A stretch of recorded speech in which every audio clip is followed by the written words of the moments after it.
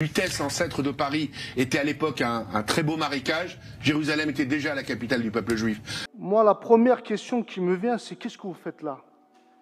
Vous n'êtes pas à votre place. Israël n'a jamais massacré aucun peuple. Si vous voulez vraiment vous dégoûter de l'aventure coloniale, il faut aller à Mayotte. Vous faites un aller-retour là-bas, vous y séjournez un peu et vous revenez totalement, alors là, dégrisé de ce qu'a pu être l'aventure coloniale. En tout cas, ce que fait l'État est nul. C'est absolument scandaleux d'avoir un... On dirait que c'est le Bangladesh. Bienvenue sur Glace Polémique, aujourd'hui une nouvelle vidéo actu dans laquelle on va parler entre autres de Mayotte, François Bayrou et Meyer Habib qui continuent à faire des siennes sur la chaîne ultra-sioniste I24 News. Mais on va commencer par l'hypocrisie de Cyril Hanouna qui se fait passer pour un gars du peuple. Un gars du peuple qui comprend la précarité dans laquelle sont beaucoup de Français. J'aime tellement les Français que je trouve, je les aime, voilà, tellement que je vous jure, je suis triste de ce Noël. Je suis triste de ce Noël et je trouve qu'il y a énormément de Français qui ont la boule au ventre de ce Noël. On ne peut plus voir des Français qui travaillent du matin au soir et qui se disent on va rien pouvoir faire pour Noël, qui ne savent pas comment ils vont fêter Noël. C'est insupportable, on n'en peut plus de voir des Français survivre, on veut voir des Français vivre. Aujourd'hui, il y a une priorité, il y a deux priorités. La sécurité, pouvoir d'achat en un, sécurité en deux. Et vraiment, ils doivent s'atteler qu'à ça, c'est tout. Ils doivent remettre l'argent dans les poches des Français. Et j'espère que le prochain ministre de l'économie le fera. Et a priori, on se dirige plus vers ça que vers un mec qui va augmenter les impôts. Comment se faire avoir par ce discours venant d'un mec dont le train de vie est à 1000 lieues de celui de la plupart des Français? Et c'est tant mieux pour lui.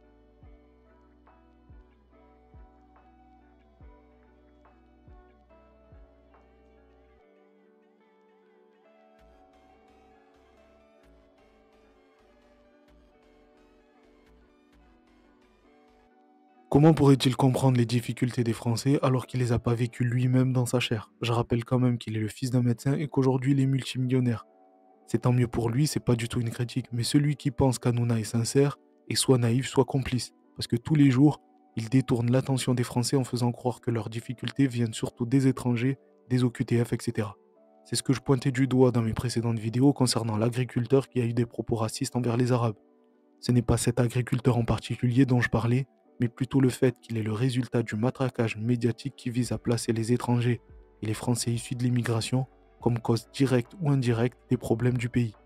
Alors que les principaux responsables sont en face de nous, on les connaît, c'est la classe politique qui ne se cache même plus. On a pu le voir récemment avec le passage meurtrier du cyclone Chido à Mayotte. Maison éventrée, des tôles envolées, Chido est bien parti, mais le traumatisme est là. Cette mère de famille a eu quelques secondes pour protéger les siens. Et j'ai jamais vu comme ça. C'est la première fois que j'ai vécu comme ça. Mais on est là grâce à Allah, Dieu merci. Je suis sauvée, c'est le principe. Démunis, perdus, traumatisés, les victimes de Chido ignorent ou demander de l'aide puisque personne n'est épargné. Le cyclone a en effet mis quasiment tout le monde à terre.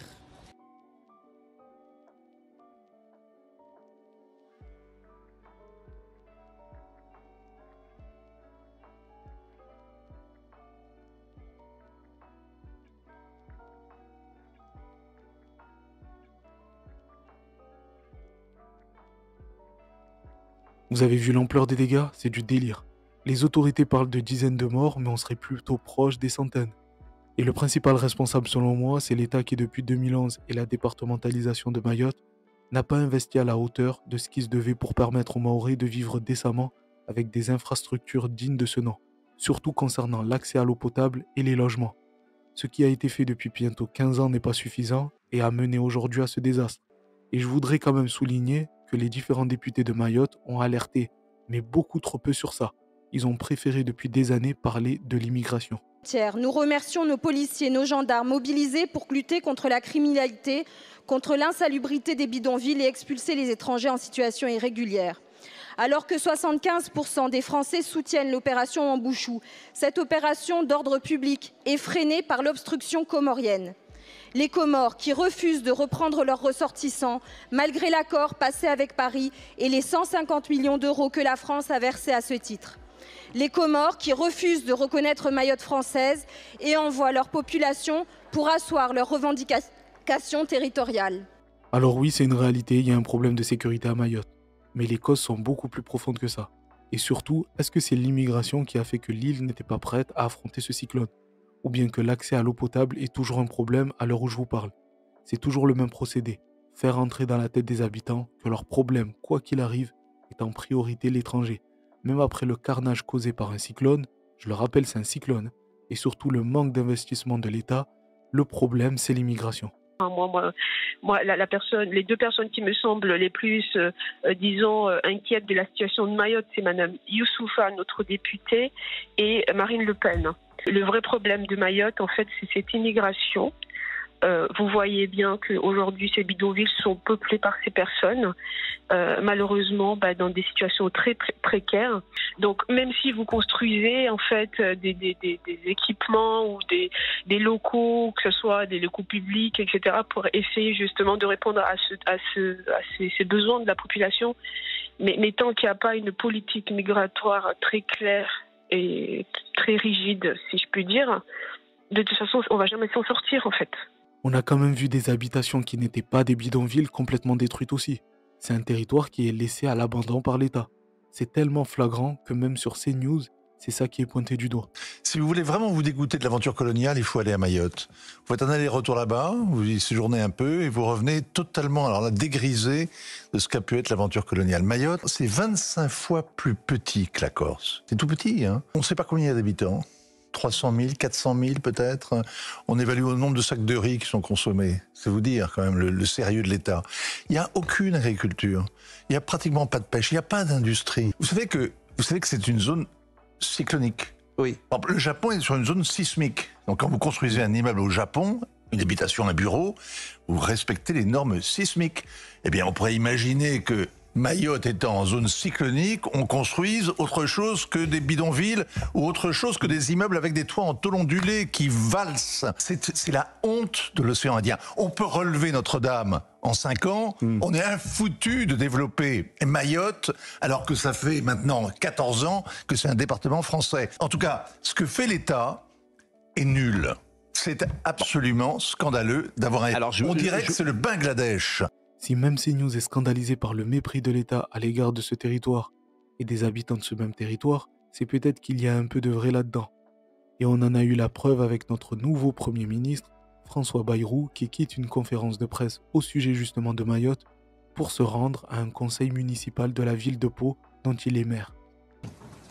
Est-ce que vous avez un Je vais laisser le ministre de l'Intérieur répondre à vos questions si vous voulez bien. Je dois... C'est très gênant et ça montre le sens des priorités de ces gens-là. Un département français est ravagé par une catastrophe naturelle, mais la priorité, c'est un conseil municipal à Pau. Sans déconner. C'est tellement délirant que ce sont les participants à ce fameux conseil qui ont dû rappeler cette évidence au Premier ministre. Monsieur le maire ou monsieur le Premier ministre, comment devons-nous vous appeler? Votre place, je pense que ce soir, elle n'était pas à Pau. Que ce conseil aurait d'ailleurs pu être reporté.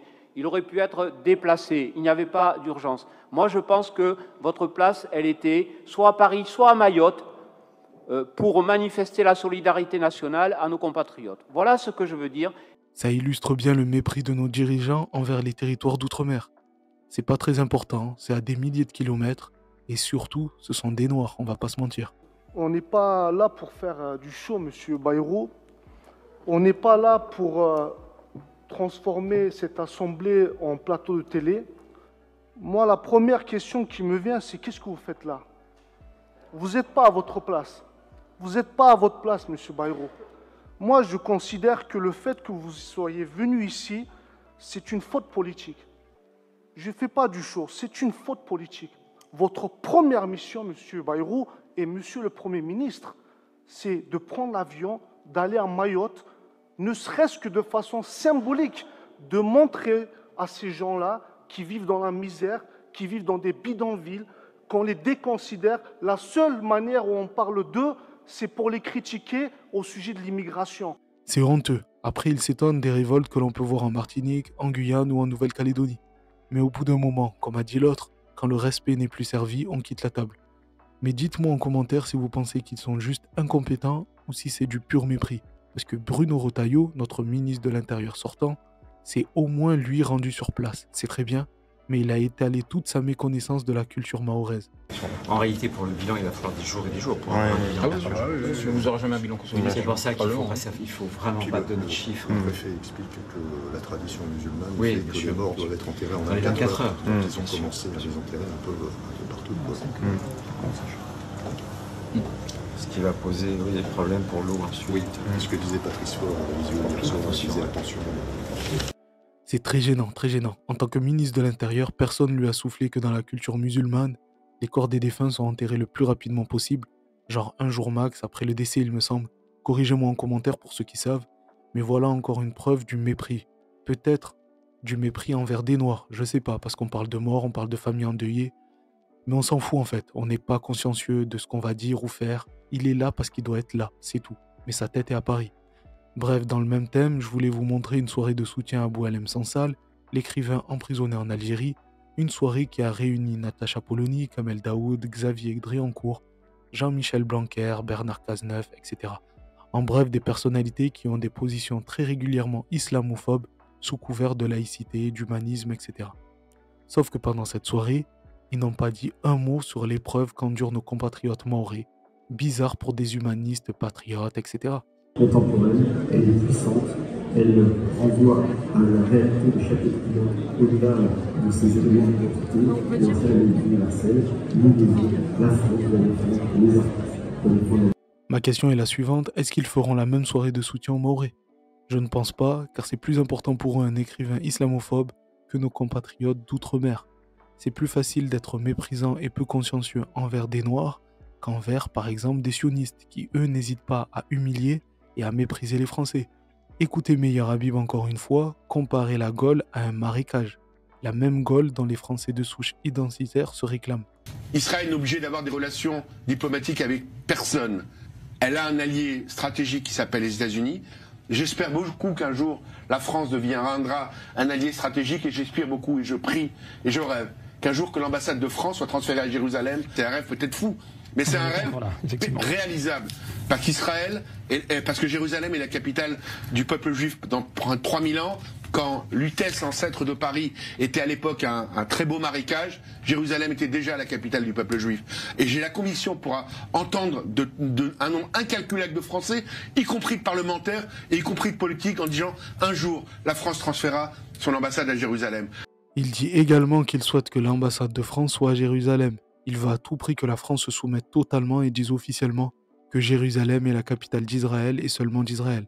Donc comment on peut être patriote et vouloir que son pays se couche totalement face à un autre?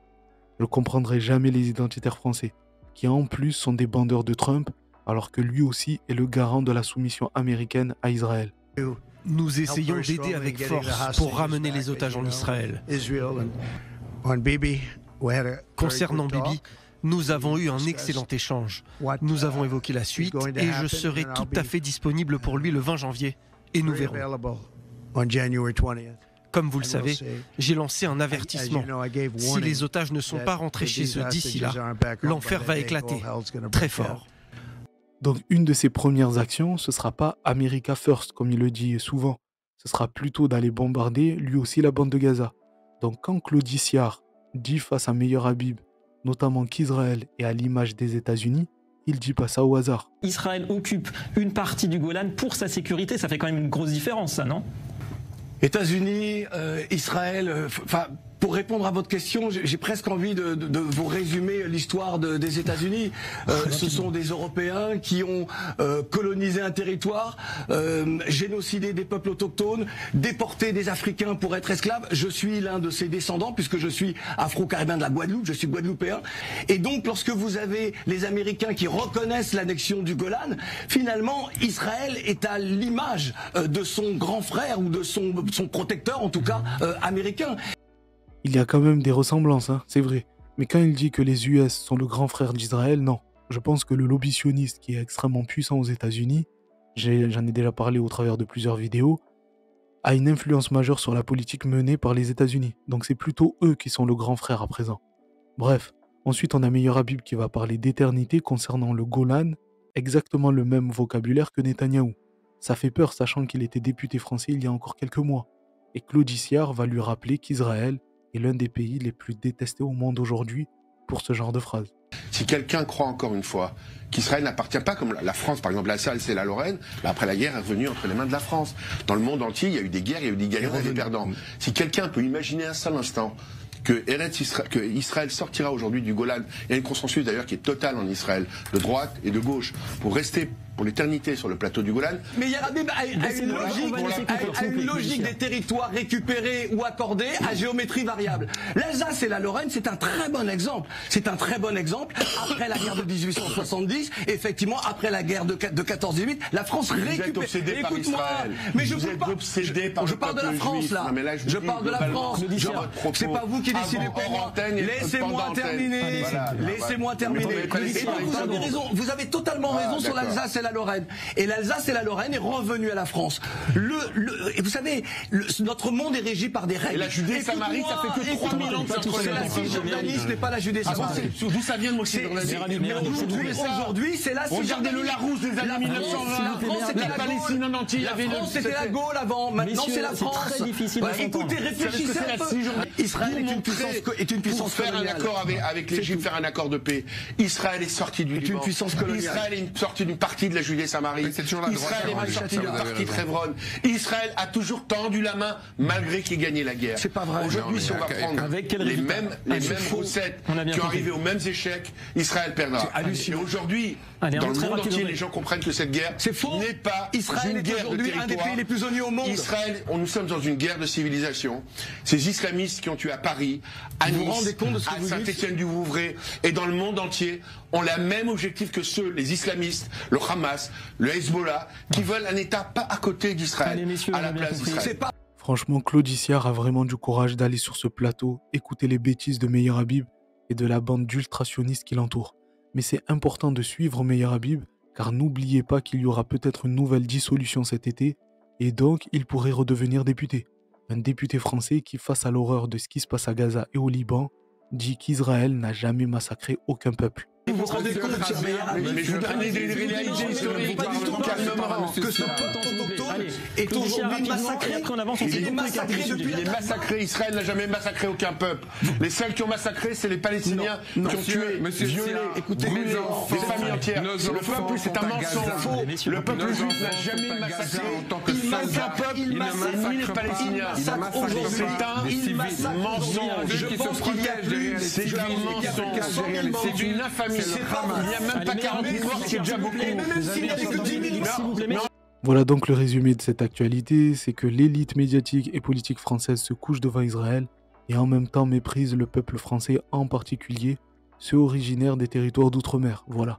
Dites-moi ce que vous en pensez en commentaire, n'hésitez pas à vous abonner, mettre un pouce et partager.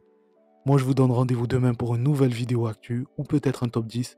En attendant, prenez soin de vous, respirez un bon coup. Dans tous les cas, on est ensemble. Ciao!